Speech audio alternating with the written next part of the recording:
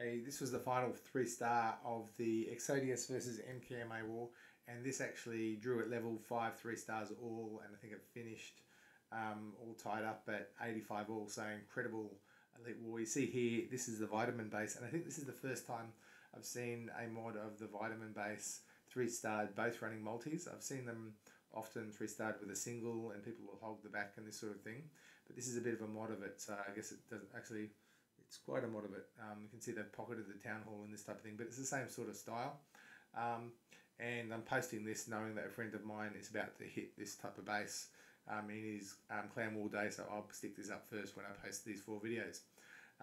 So this attack here, what he's done is he opens this up, sends the king in here to kill the queen and the AD, and then sort of has Golem protect his queen, opens this pocket and lets the queen just run along and hit this AD.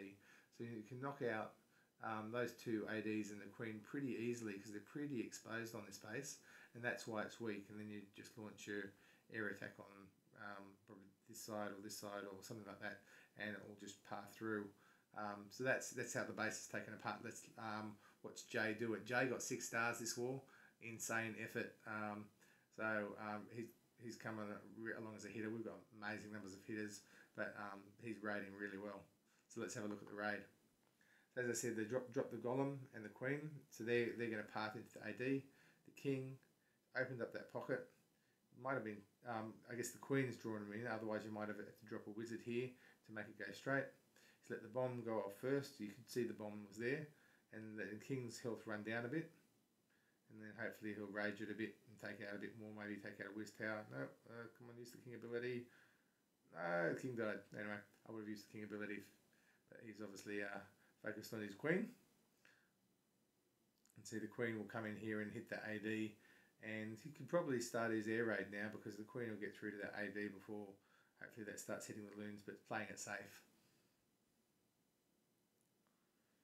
So that's drawing the CC, that'll pretty much finish the queen. Now it's coming from all sides of the base. Look at that. So a bunch loon drop. You can see a bunch of loons at each. If he's done it right, he's probably counted how many he thinks he needs at each of the sections.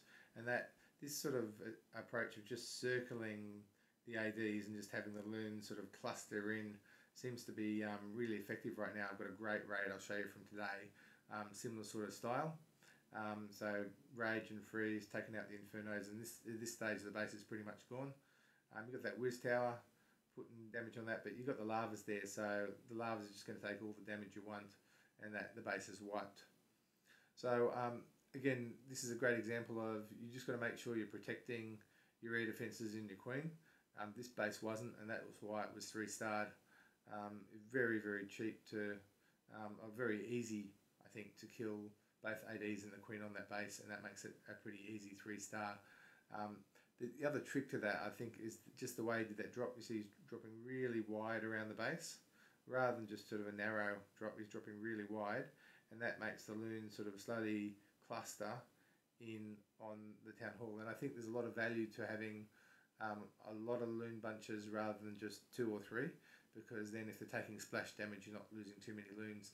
One of the things you've got to watch for with loons is if you get, say, 10 loons in a bunch and it's a whiz tower, that whiz tower can put 480 points of damage per second.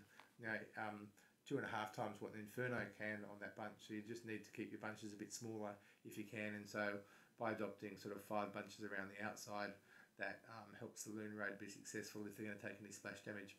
Anyway, insane raid, that brought it to 5 all.